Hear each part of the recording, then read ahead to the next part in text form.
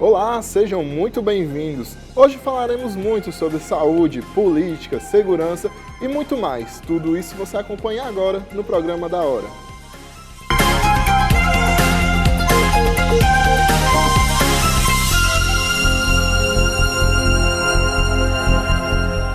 A TV União não se responsabiliza por conceitos, falas e diálogos entre os convidados em debates nos programas veiculados na grade.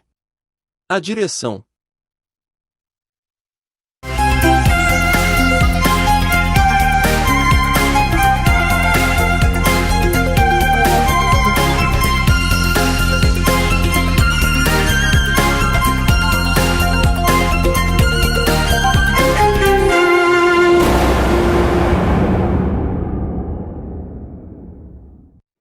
Sejam muito bem-vindos novamente ao Da Hora desta terça-feira. E comigo, a nossa bancada de toda terça, nosso convidado Fábio Tágera. Tudo bom, Fábio? Tudo bom, Gabriel Viana. É sempre muito importante, positivo, debatermos pautas de interesse social.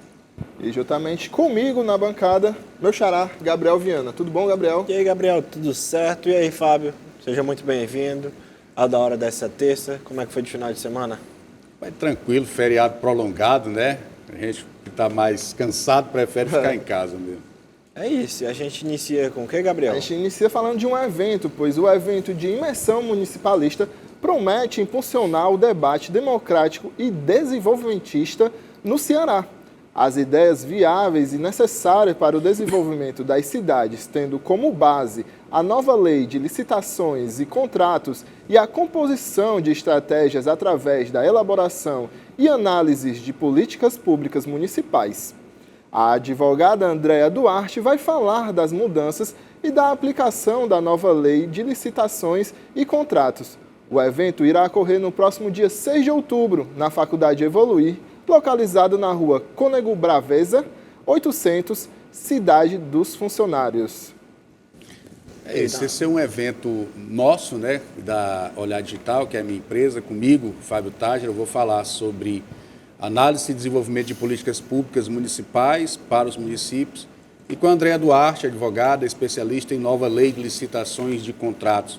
Nós chamamos esse evento de imersão municipalista exatamente porque esse conteúdo irá proporcionar aos gestores municipais, aos assessores técnicos, aos advogados, possibilidades de se entender metodologias que vão ali desenvolver as cidades, né? É o grande gargalo social e econômico, é o processo de desenvolvimento.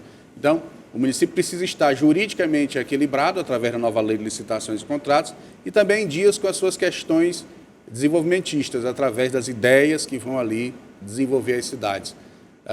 Vai ser um evento dia 6 de outubro próximo, ali na Faculdade Evoluir, da nossa amiga Terezinha, que esteve aqui recentemente na TV União fazendo o Olhar Municipal. E o que é que você pode adiantar? Quais pautas serão debatidas? Falando um pouco mais a fundo aí para quem está em casa dessa nova lei das licitações. Gabriel, esse é um momento importante que as gestões e também os legislativos municipais, os ordenadores de despesa precisam estar se adequando a essa nova modalidade de licitações e contratos. Existem aí novas regras, novos artigos que foram aí reordenados, remodelados e que precisam aí de todo o comprometimento dos gestores, dos ordenadores de serviço para poder fazer com que suas licitações ocorram de forma correta, de forma coerente, né?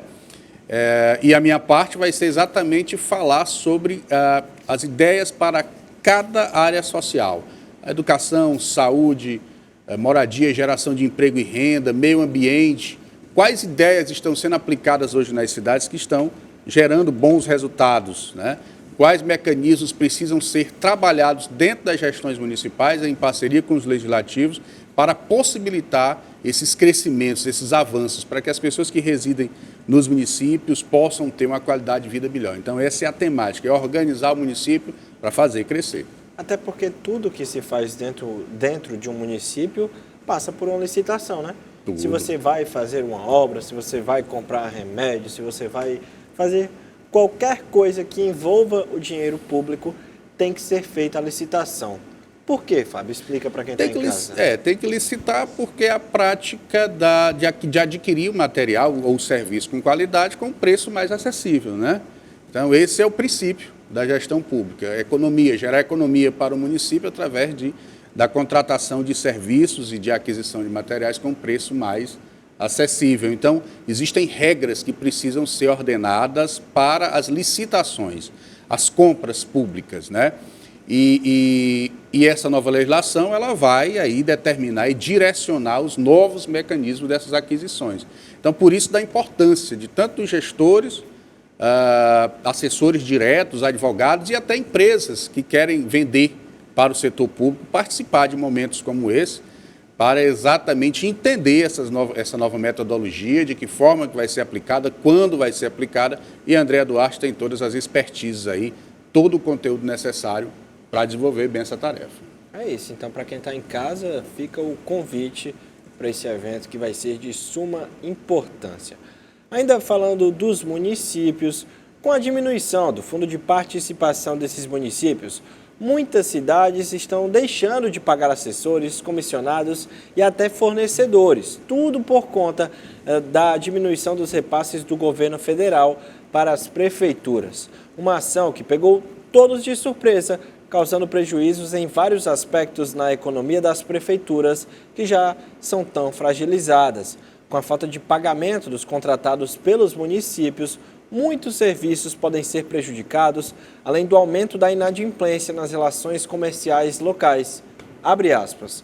O sinal de alerta já foi acionado e as ações para minimizar o choque econômico devem ser desenvolvidas imediatamente. Fecha aspas.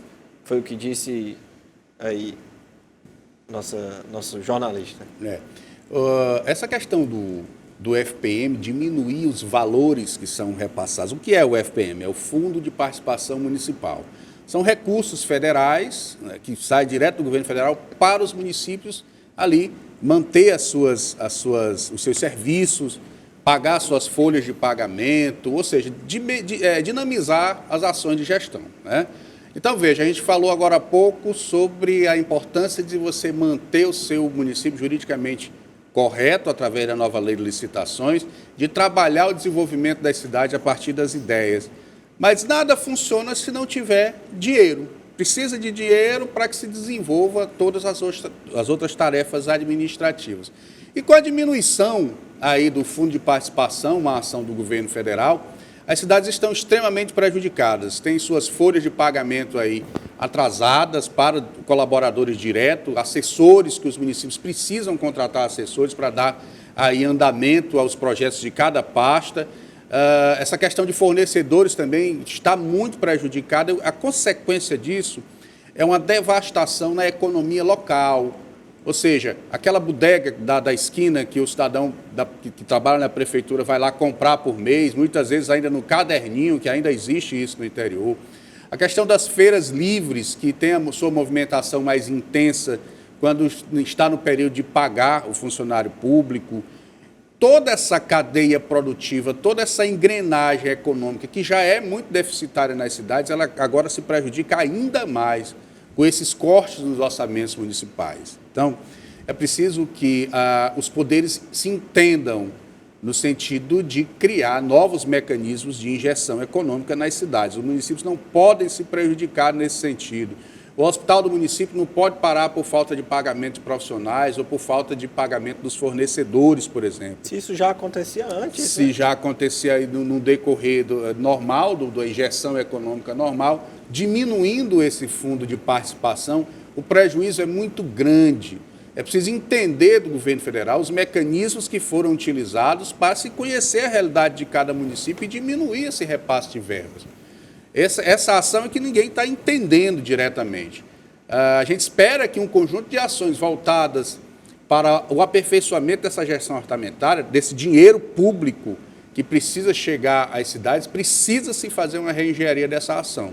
Precisa se reavaliar essa questão do fundo de participação municipal, porque isso chega diretamente nas cidades e a população menos favorecida é a que mais sofre com a diminuição dos serviços, com a baixa qualidade das ações de educação, de saúde principalmente, e de ações de infraestrutura, existem mecanismos de gestão que precisam do dinheiro ali para abrir aquela estrada, enfim, para dar manutenção à própria cidade. Então, fico alerta para os gestores, uma observação que precisa ser muito bem avaliada é uma recondução, uma recolocação aí desses recursos nos municípios. Só para completar a informação, quem fez aquela fala que eu citei há pouco foi o jornalista presidente da SEGE, Walter Bardavil. Continuando nesse tema, você falou que os municípios têm que entrar em acordo com o governo federal, aí no caso que é quem está fazendo o repasse.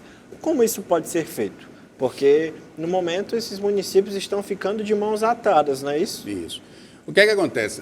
Veja bem, esses dados voltados à diminuição de população, porque o FPM é de acordo com a população dos municípios. Lá eles recebem as informações do IBGE, fazem lá um comparativo e vê que no município X diminuiu o número de pessoas residindo naquele lugar.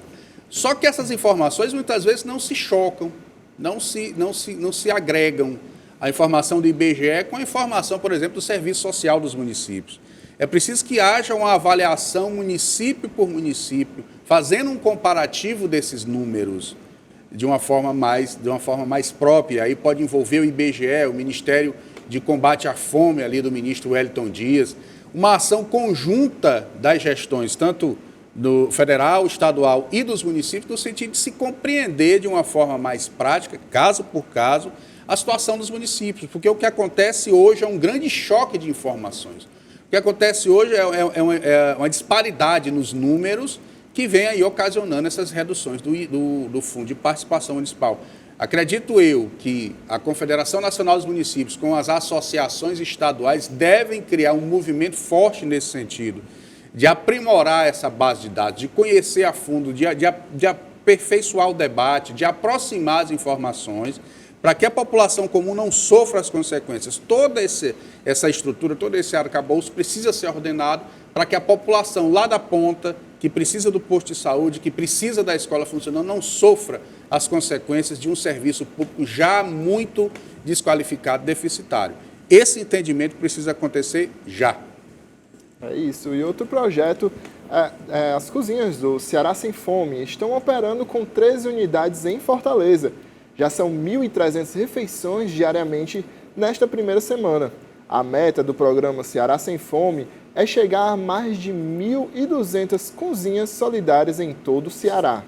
O governador em exercício, Evandro Leitão, e a primeira-dama do Ceará, Lia Freitas, visitaram a cozinha Sem Fome, a cozinha do Ceará Sem Fome na comunidade Nas Quadras, no bairro Dionísio Torres, em Fortaleza.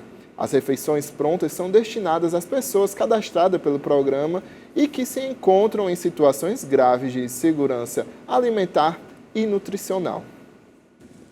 Esse programa do Ceará Sem Fome é um programa, sem sombra de dúvida, que vem aí crescendo no conceito social exatamente por matar a fome.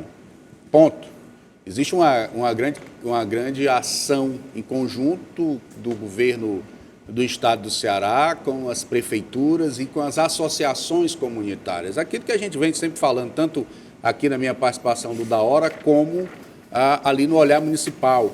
Essa interação de setores, setor público, terceiro setor, iniciativa privada, que podem aí compor uma grande estratégia desenvolvimentista, voltada exatamente para criar ações sociais como essa, que vão ali minimizar a questão da fome nas comunidades. Quem percorre as comunidades, tanto em Fortaleza, região metropolitana, como do estado do Ceará como um todo, sabe que a fome vem aí afligindo muitas famílias. Então, são inúmeras pessoas que não têm o que comer, que muitas vezes fazem apenas uma refeição durante o dia.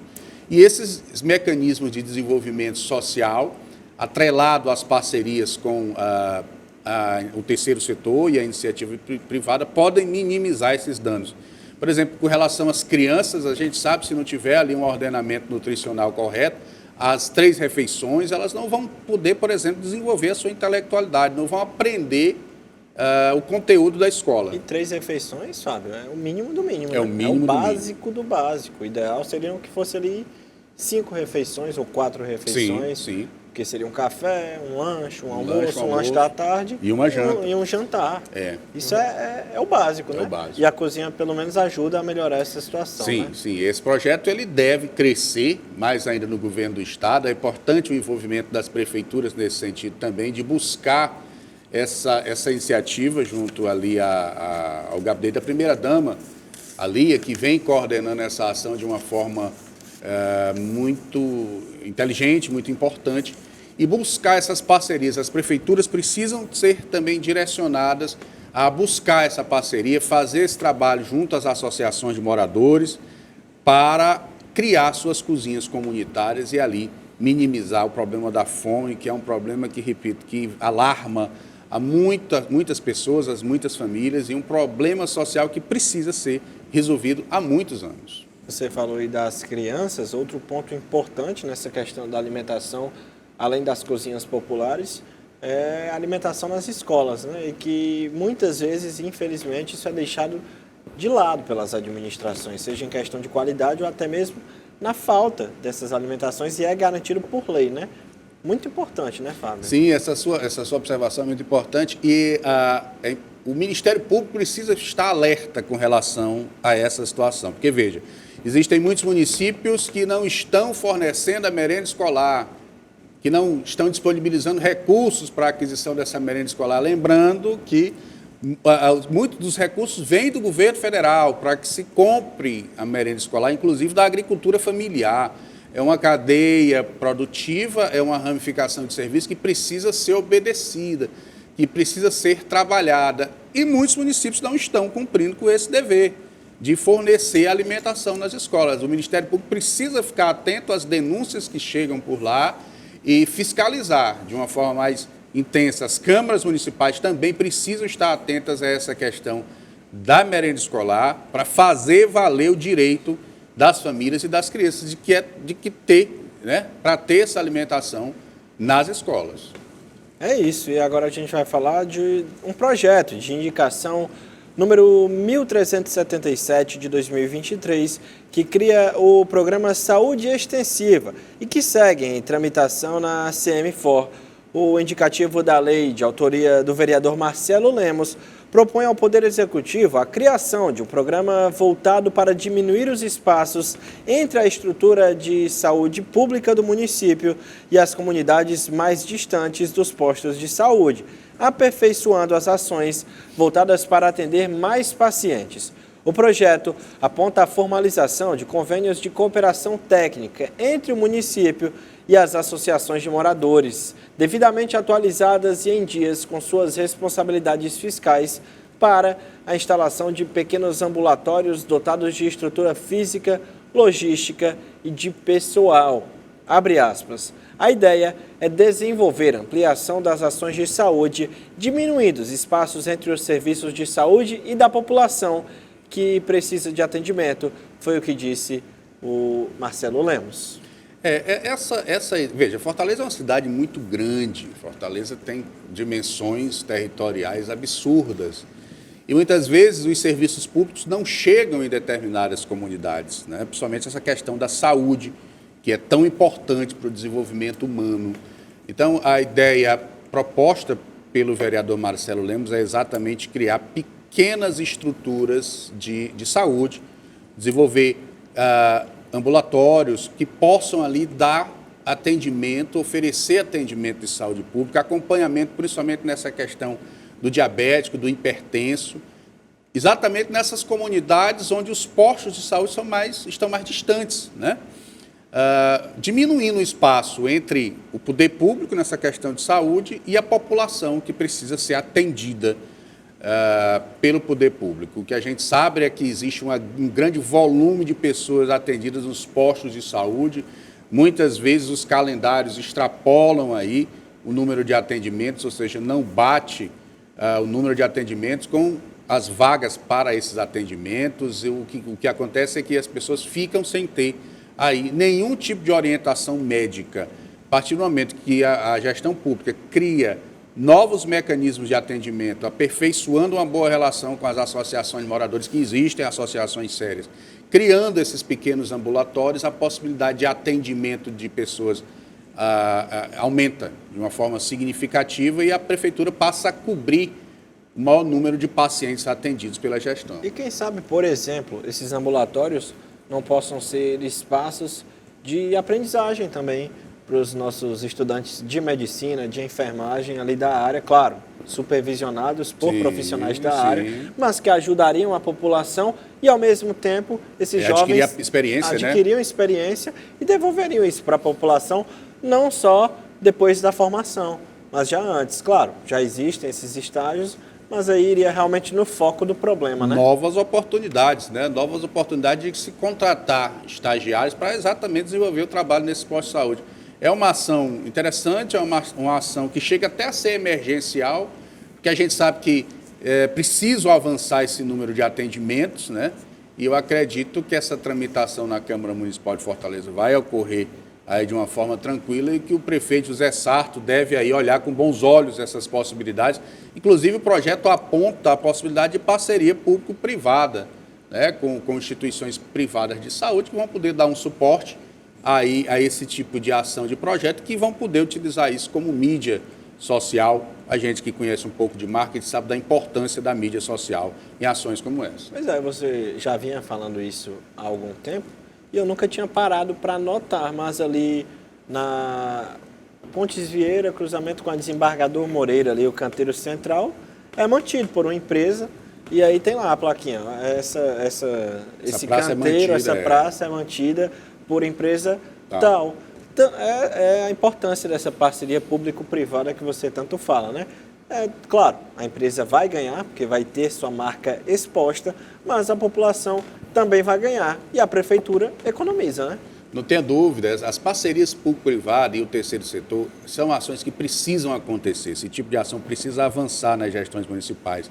Essa observação que você fez com relação à praça é uma lei municipal, onde as empresas podem adotar os espaços públicos, podem adotar praças para exatamente dar manutenção e utilizar não é nem como uma praça, Fábio, é um canteiro. É um canteiro, né? Então, mostra a importância. Mostra a importância. A praça ali da Igreja de Fátima também é mantida por uma parceria público-privada. A empresa utiliza os espaços como publicidade e para o marketing social da empresa é muito importante, isso agrega muito valor. Os estudos comprovam isso, né? Então, é importante esse tipo de parceria. Faz muito bem os governos avançarem nessas possibilidades de ações conjuntas com a iniciativa privada, com a sociedade de um modo geral, e quem ganha com isso é a população. Principalmente porque hoje, cada vez mais, os consumidores estão atentos ao posicionamento e em como as empresas atuam perante a sociedade, seja em questão de natureza, em questões sociais. E isso, claro, ajuda no faturamento, obviamente, que é o principal para uma empresa, né? Não tenha dúvida, os estudos comprovam, aí os profissionais de marketing, eles estudam muito esse tipo de comportamento e está cada vez mais claro que quando a empresa ela tem uma dedicação social, ela dá um retorno à sociedade a partir dos seus empreendimentos, seja com projetos sociais, na área de saúde, na área de infraestrutura, o consumidor vê com bons olhos e volta a consumir os seus produtos. Isso é fato, é incontestável e fica aí possibilidades reais de bons avanços com essa iniciativa do vereador Marcelo Lemos com relação à saúde de Fortaleza. É isso. Gabriel, antes da gente ir para a nossa pausa, o que é que a gente vai falar? A gente vai falar sobre o Ministério Público do Estado do Ceará, que por meio do Núcleo de Desporto e Defesa do Torcedor, oficiou nesta terça-feira o comando da Polícia Militar do Ceará para que seja criado um protocolo de atuação em Fortaleza, para que torcedores punidos com o afastamento do estádio não descumpram a medida. A ideia é que nos dias dos jogos, os torcedores penalizados com um afastamento permaneçam em um destacamento da Polícia Militar no seu bairro, durante o período que compreende 2 horas antes e depois do jogo.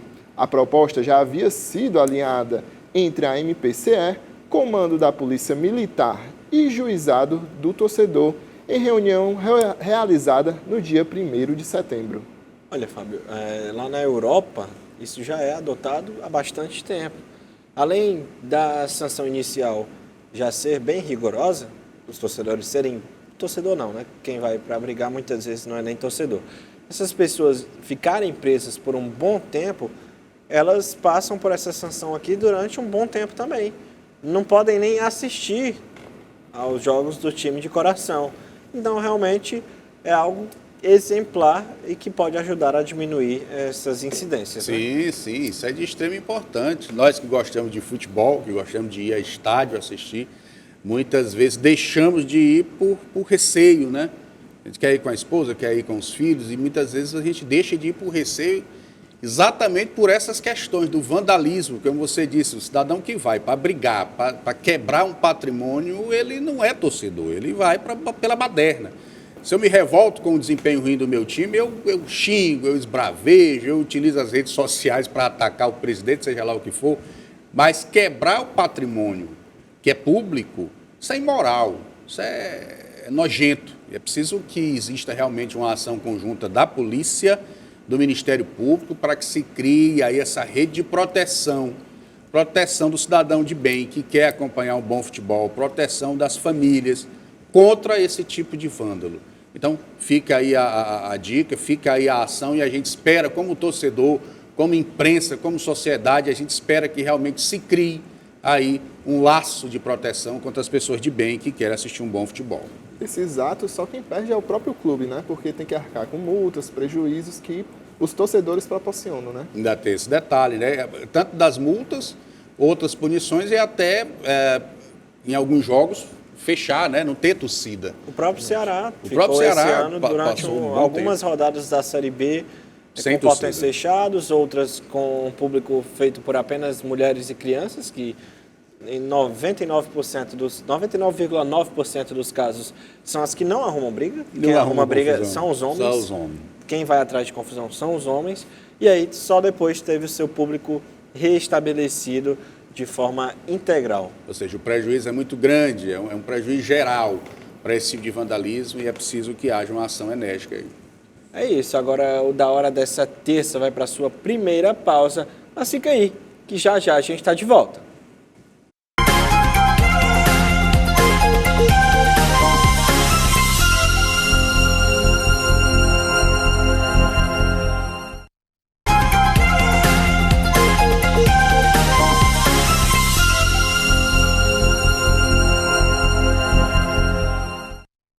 Estamos de volta com o da hora dessa terça, falando que o Programa Estadual de Proteção e Defesa do Consumidor, do Ministério Público do Estado do Ceará, autuou 3 postos de combustíveis e interditou as bombas de gás natural por estarem funcionando com bicos de abastecimento fora do padrão do Instituto Nacional de Metrologia, Qualidade e Tecnologia na fiscalização realizada nos dias 29 de agosto e 5 de setembro. E foi verificado ainda o descumprimento da Lei Estadual número 18.817 de 2022, que trata sobre o abastecimento de veículos movidos a gás natural veicular, mais conhecido popularmente como GNV.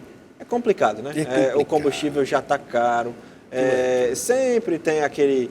Quando a Petrobras anuncia o aumento, os postos ainda estão com aquela gasolina do preço antigo, mas já aumentam logo. E mesmo assim, em alguns locais, ainda querem passar a perna no consumidor. É complicado. A gente reclama dos nossos governantes, que muitos são envolvidos com corrupção, infelizmente, mas está aí.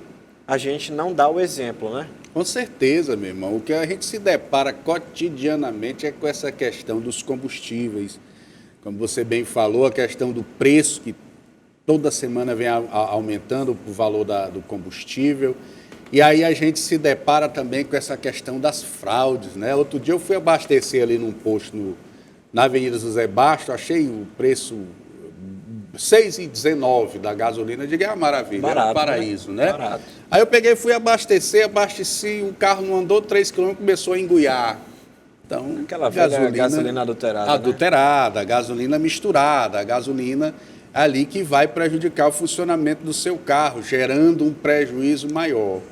Então, essas ações de fiscalização do Ministério Público, elas precisam ser mais intensas, elas precisam acontecer de uma forma mais periódica, desenvolvendo mais postos, fazendo um trabalho ali mais regionalizado dentro da cidade de Fortaleza, porque nós encontramos esse tipo de coisa todo dia tem gente reclamando dessa questão de combustível adulterado, por exemplo, com todas essas medidas que foram citadas aí nessa matéria. que prejudicam o consumidor. Quando você vê um preço muito abaixo do praticado normal, dessa média de 6,23 que está acontecendo, 6,22, desconfie. Desconfie, se possível, denuncie no próprio DECOM para que possa receber uma visita. Porque, veja, e os profissionais do volante, que trabalham todo dia, que tem que rodar todo santo dia, aí pelos aplicativos e outros mecanismos de trabalho, que precisam abastecer diariamente. Como é que fica esse pessoal, que não tem aí um direcionamento de onde abastecer? Eu acho importante também se criar um ranking, né, desses postos que estão corretos na sua distribuição de combustível, que não apresentaram nenhuma queixa. Eu acho importante isso também, para que o consumidor possa ter uma noção de onde abastecer. Porque, meu irmão, o prejuízo de uma gasolina adulterada no motor do seu carro, no funcionamento do seu carro, é absurdo. Quem é mecânico que está nos acompanhando sabe disso. E cotidianamente a gente se depara com esse tipo de situação. Então, veja, o Ministério Público está de parabéns, apesar de ter que intensificar esse trabalho de fiscalização. Essa fiscalização serve também para, além da qualidade da gasolina, né, mas também as bombas, né, para verificar se está tendo um bom funcionamento da bomba, se o relógio está girando corretamente, né? Tudo isso faz parte dessa fiscalização, né? Claro, e a questão da modernização. Nesse posto que eu citei, as bombas eram analógicas, ou seja, não existe... O cara recebe o dinheiro, ele não procura modernizar o seu local de trabalho, né? O seu posto de gasolina, exatamente para agregar mais valor, mais qualidade. E aí você fornece um combustível ruim, numa bomba quebrada, inclusive perigosa, podendo ter acidentes ali, porque não tem manutenção. Então, essa questão que muitas vezes que é o barato que sai caro, e essa questão do gás natural veicular, esse tipo de situação é que precisa de uma fiscalização mais intensa com esses postos. São pontos perigosos. Pontos perigosos. Você está abastecendo ali, você tem que se afastar do carro, corre o risco ali de explodir, né? E tirar vidas. Então, veja, o consumidor e a sociedade espera realmente uma ação mais enérgica aí dos poderes públicos para acompanhar o desenvolvimento dos trabalhos dos postos de combustíveis, fiscalizar e aí criar esse ranking. Fica a dica aí para os governantes, vamos criar um ranking de bons postos confiáveis, que o cidadão possa aí ter a certeza que vai estar colocando um combustível de qualidade com preço justo. É importante. É mesmo. E o pedetista Lúcio Bruno criticou os gastos do governo do estado do Ceará com viagens nacionais e internacionais. Abre aspas, o homem bate recorde de uso de avião de hospedagem, está na China e ainda não vi para que veio esse governador, porque ele está mais tempo em Brasília ou fora do que no Ceará. O governador está surrupiando o seu dinheiro, disse o pedetista. Essa questão é toda política, né? Essa fala do vereador Lúcio Bruno, ela é toda política, ele é um parlamentar municipal, ele é um vereador de Fortaleza. Ele deveria estar focado em fiscalizar o orçamento público municipal. Por exemplo, o prefeito José Sarto encaminhou uma mensagem de 50 milhões para adquirir trens, ou melhor, ônibus elétricos, né? Enquanto nós temos postos de saúde sucateados, falta remédio, falta profissionais para atender a população menos favorecida. 50 milhões, por exemplo, daria para desenvolver inúmeros outros projetos importantes, tanto na área de saúde como educação. Enfim, criar cozinhas comunitárias com orçamento público municipal, por exemplo, né? Então, questões como essa precisam ser debatidas na Câmara Municipal de Fortaleza.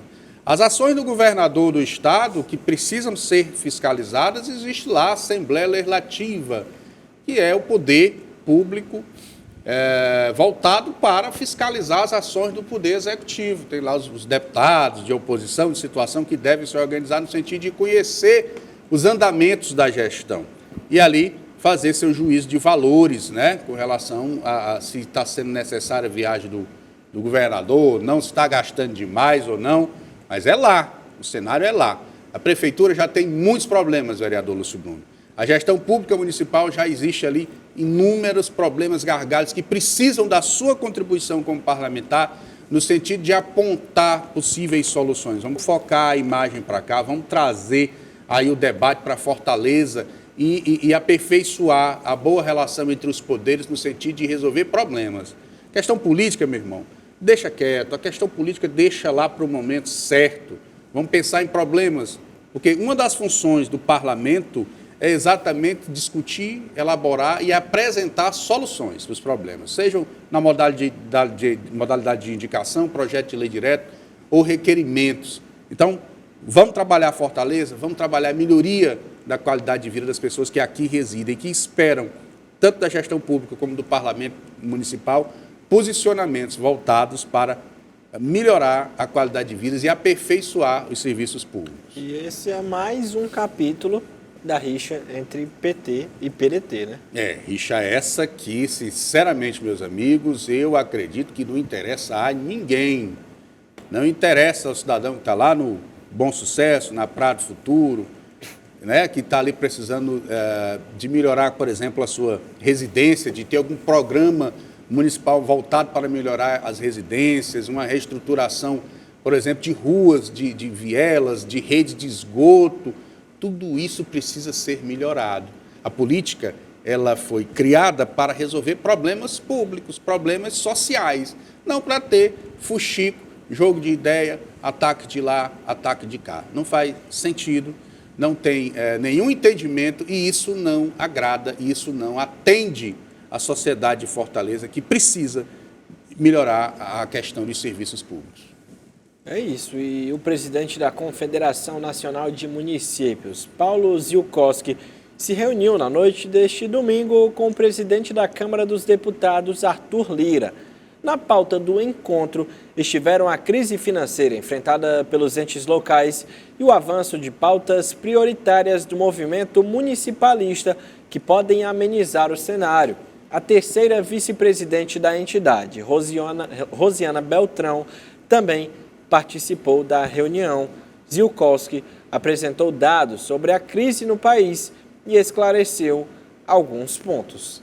E aí, Fábio, qual a importância de uma reunião como essa? Buscar o presidente da Câmara Federal para poder conhecer o que é que está sendo trabalhado em nível de Brasília, em nível de projeto, para amenizar essa situação que nós vamos falando aqui desde o primeiro bloco, questão da falta de recurso para as cidades. Os municípios não vivem, os municípios não têm arrecadação própria, dificilmente uma cidade, somente cidade de médio e pequeno porte, consegue dinamizar uma arrecadação própria. Até porque falar em imposto é perder voto, né? Que ninguém gosta de pagar imposto. O Brasil é um país que tem a maior carga, uma das maiores cargas tributárias do mundo, então ninguém gosta de pagar imposto. Então, se a gente chegar no município pequeno falando em fazer um reordenamento da arrecadação do município, o cara que está lá candidato a prefeito perde o voto, né? Então, veja, essa pauta da Confederação Nacional dos Municípios, junto à Câmara Federal, ela vem aí buscar uma solução, uma saída para minimizar esses efeitos negativos da questão do fundo de participação dos municípios. Tem municípios aí que perderam 30%, outros 40% de valores reais nas suas contas, nos seus repasses, o que emperra toda e qualquer gestão, o que emperra uma engrenagem econômica já tão prejudicada, que é a questão das contas dos municípios, né? Folha de pagamento, pagar comissionados, pagar as empresas que prestam serviço para as cidades, os insumos que precisam ser adquiridos, principalmente na questão da saúde, tudo isso é muito prejudicado quando diminui os repasses, né? Então, essa pauta da CNM com a Câmara Federal, com certeza, deve aí criar uma luz no fim do túnel para os gestores municipais. Existem casos, Gabriel, de gestores municipais que estão querendo abrir mão do mandato, entregar a prefeitura, porque não sabe, está com a mão na cabeça, não sabe como é que vai pagar os seus compromissos, como é que vai pagar seus funcionários, como é que vai pagar os seus fornecedores, ou seja, vai emperrar a gestão. O cara vai chegar lá na zona rural de um determinado município para receber ali um remédio para dor de cabeça e não vai ter. Realmente não vai ter. E sem possibilidade de receber, porque não tem dinheiro para comprar. E o fornecedor não vai fazer a distribuição do medicamento sem ter a certeza de que vai receber o seu dinheiro. Era isso que eu ia te perguntar. Ano que vem temos eleições municipais. Para quem está em casa entender até onde vai agora o limite do prefeito, até onde vai o limite do presidente, como isso pode impactar, inclusive, nas votações do ano que vem. Essa questão, eu sempre falo nas falas e nas participações, que é o esclarecimento. É importante que exista esclarecimento do papel de cada ente público, de cada poder.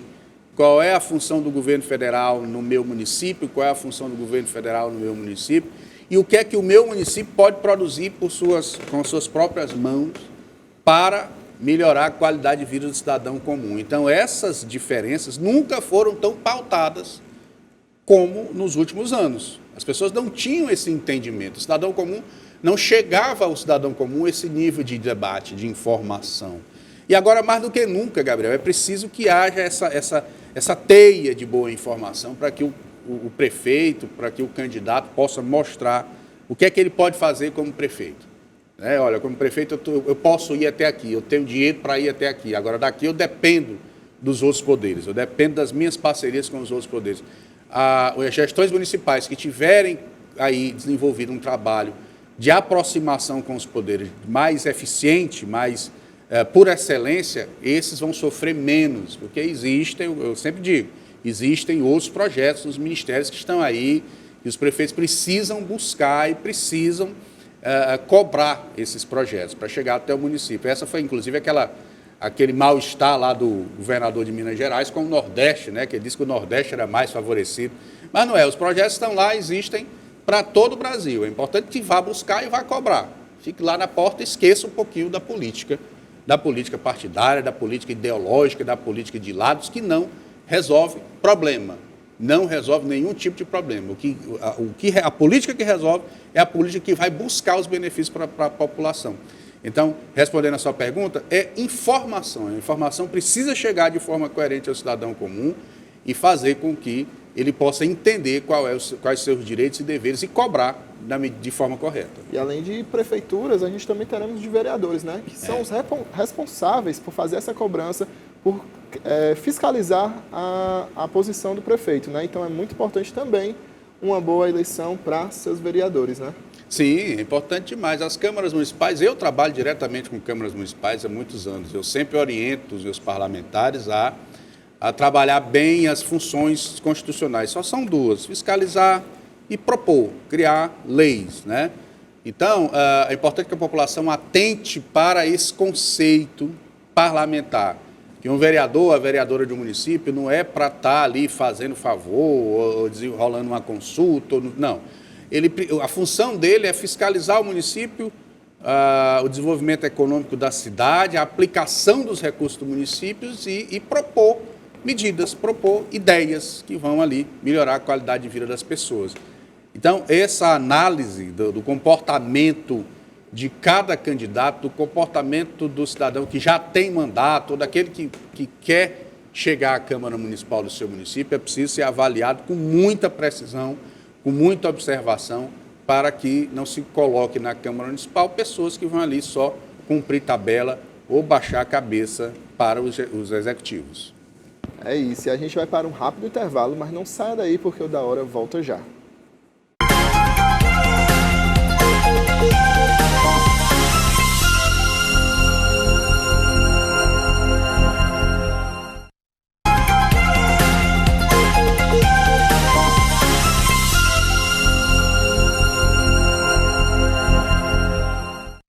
E o Da Hora dessa terça-feira está de volta. E o Lula cortou 708 milhões de verba do combate à criminalidade. E aí, Fábio? É nadar contra a maré. A gente observa da seguinte forma: nos 5.000 e tantos municípios do Brasil, a gente se depara cotidianamente com violência de todas as modalidades de violência, né? Seja por briga de facções, por tomada de território, seja por movimentos aí diversos de assalto, de agressão, tudo que não presta com relação a atos violentos, a gente vem presenciando diariamente, e esses números vêm aumentando de uma forma assustadora, e nesses últimos anos o combate direto às ações também do crime organizado, eles vem sendo dificultoso, exatamente por questões de estrutura. A gente consegue perceber a falta de estrutura em algumas polícias, por exemplo. No Ceará, não. No Ceará, até que nos últimos anos, houve um aprimoramento da questão estrutural da Polícia Militar. Logística ainda precisa se entender, a ocupação dos espaços precisa ser mais ordenada, mas com relação à estrutura, não. Agora, em outros estados, a gente percebe o sucateamento. Piauí, que é a minha terra, eu vim do Piauí, o sucateamento da estrutura de segurança pública do estado é um absurdo. E aí a briga fica desigual. A violência promovida pelo crime organizado, pelas facções, e a defesa do cidadão comum pelas estruturas de segurança pública. Então, o que é que falta? Falta orçamento, falta parceria com o poder público, entre os poderes públicos, do Estado e federal, exatamente para criar outros mecanismos diversos que podem ser operacionalizados nas cidades para combater o crime. Por exemplo, o ministro Flávio Dino lançou no começo do ano um programa para estruturar e reestruturar guardas municipais, um equipamento de segurança pública muitas vezes colocadas em terceiro, quarto plano pelas gestões, né? E um equipamento de extrema importância para a segurança local, um equipamento que precisa funcionar. E, para funcionar, precisa de estruturação. Existem guardas municipais aqui no estado do Ceará que o cabo trabalha com porretezinho na mão, um cacetetezinho, né? Ali vigiando ali um prédio público, coisas nesse sentido. Mas não se operacionaliza a migração de guarda municipal para a guarda civil metropolitana, dotando esse pessoal de estrutura física, de estrutura logística, de equipamento de trabalho, de capacitação.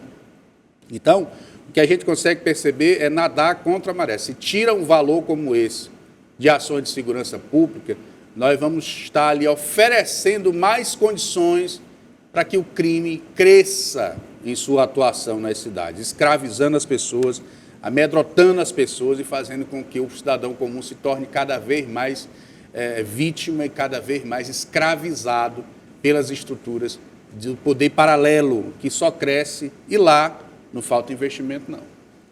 É isso, e olha, um pedido de empréstimo de 50 milhões de reais para ônibus elétricos está avançando na Câmara de Fortaleza. Importante, né? É importante, mas não tão importante. Não seria prioridade você adquirir ônibus elétricos. É uma tendência aí das grandes cidades, né? Uma tendência de cidades que tem uma estrutura... As imagens na tela. Imagens. Será que não seria mais importante pegar um dinheiro como esse e investir na frota atual de ônibus? Concordo. Por que não melhorar, por exemplo, a condição dos terminais de ônibus, por exemplo, melhorar a questão das frotas dos ônibus, né? Modernizar as frotas, colocar ônibus mais novos, colocar mais linhas de ônibus. 100% da frota com ar-condicionado? 100% da frota com ar-condicionado, porque, veja, o grande gargalo da questão do transporte público em Fortaleza é a questão dos horários. A população reclama cotidianamente do atraso dos ônibus. Outra questão importante que precisa ser observada hoje é os ônibus noturnos. A partir de 22 horas, o cidadão que precisa pegar um ônibus para voltar para casa, ele não encontra, né? Não encontra ônibus. Você vê paradas lotadas de pessoas que precisam e não tem. Então, entre comprar um ônibus elétrico e melhorar o que tem, eu, como gestor, ia trabalhar a melhoria do que tem, gradativamente. Lá na frente, quando o que já existe, trabalhar de uma forma mais organizada, mais simétrica e oferecer um serviço de qualidade para o cidadão, aí sim eu ia pensar nessa nova tendência mundial. São Paulo já tem, Curitiba, mas são cidades aí com um potencial econômico maior do que Fortaleza e conseguem desenvolver esse tipo de projeto. Aí volta aquela fala do Gabriel, né? Da importância da gente escolher bem não só o prefeito, presidente, governador, mas os vereadores também, que são os que estão aprovando esse projeto, né? Sim, o parlamento é que decide, que homologa uma ação da gestão, né? A matéria, o projeto chega até o parlamento, a Câmara Municipal, os vereadores ali recebem, analisam e votam o projeto, aprovando ou não. quando o prefeito tem maioria, geralmente ele tem sucesso e tem seus projetos aprovados, ali ele sanciona e vai para a aplicação. Então, essa questão de você trabalhar a sua análise mais profunda dos parlamentares é de extrema importância para a sociedade, para o desenvolvimento das cidades, para que haja aí um bom entendimento entre os poderes e para que matérias realmente que vão fazer a diferença na cidade possam ser aprovadas e ser aplicadas. É isso. E o primeiro Museu de Arte Sacra do Ceará, um do primeiro do Norte e Nordeste. O equipamento localizado no centro de Aquiraz está fechado há mais de 3 anos, sem perspectiva de reabertura.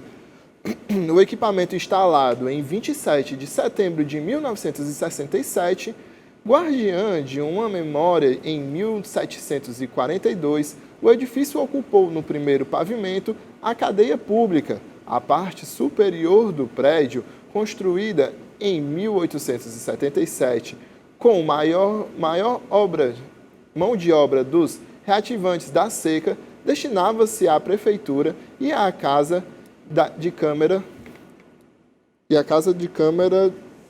salão júri, e ainda funcionava como salão de bailes do encerramento das festas de São Sebastião. O edifício é tombado pelo Patrimônio Histórico do Governo do Estado do Ceará, através do Decreto 16.237, de 30 de novembro de 1983. Você vê o Estado que respira história, respira cultura, como o Ceará, deixar um equipamento público como esse, tão importante para o processo educacional também, está aí se acabando. 3 anos, né, sem fechado. Anos. Então, não existe aí perspectivas de, por exemplo, uma organização no sentido de reformar alguma coisa, claro, sem mexer na questão histórica, mas para abrir, né, esse museu, para fazer com que as pessoas possam conhecer a história, possam frequentar e ter a sua intelectualização fortalecida.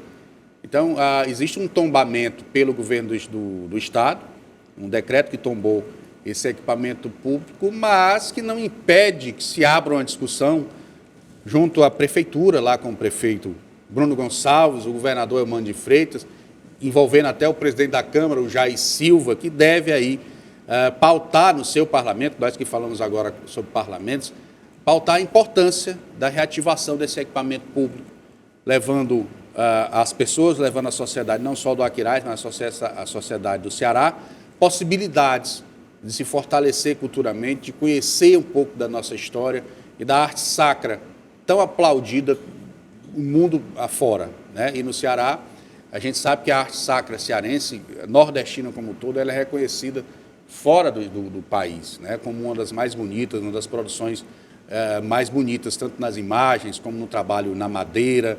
E todo esse equipamento está lá, se estragando, o tempo acabando e não existe nenhum posicionamento do poder público. Então, fica alerta. Governo do Estado, Prefeitura do Aquiraz, Câmara Municipal do Aquiraz, vamos reativar essa casa, vamos fazer esse debate no sentido de abrir as portas desse modelo para a sociedade. É isso. Fábio, nossa edição vai ficando por aqui. Queria agradecer sua presença, a presença do Gabriel, e pedir suas considerações finais e os seus alôs, né? Ela tem muita gente aqui, hein? João Lopes de Aquiraz, Carlos Macedo Meireles, Igor Medeiros e Claudete do Joaquim Távora, Docival de Brasília, a Rivânia Santos do Álvaro Eine, a Alessandra Araújo, vice-prefeita de Varjota, a Aline Cordeiro, que é vice-presidente da Associação de Administradores do Ceará, o Rubens Brasil do ICO, Sérgio Machado, presidente do Sistema Maior de Comunicação, e o João Ribeiro do Crediflor, aí pessoas que estão nos acompanhando no Da Hora. É isso, a audiência é sempre muito qualificada. Queria agradecer sua presença. Fábio, suas considerações finais, por favor. Só agradecer aqui a presença no Da Hora, a participação dos nossos telespectadores e mandar um abraço aí para todo mundo. É isso, Gabriel. É isso, eu quero primeiramente agradecer a sua presença e dizer para você que participe com a gente, faça parte do programa Da Hora, através do nosso WhatsApp. É isso e até a próxima. É isso, agora você fica com o programa do Ferreira Aragão e logo depois tem o Esporte União. Até amanhã.